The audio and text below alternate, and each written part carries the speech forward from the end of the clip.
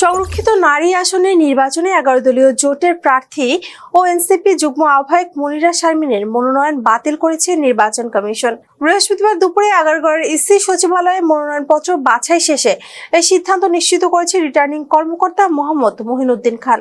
নির্বাচনী বিধিমালা অনুযায়ী সরকারি চাকরি থেকে প্রত্যাহারের পর নির্বাচনে অংশ নিতে হলে অন্তত 3 বছর অতিবাহিত হতে হয়।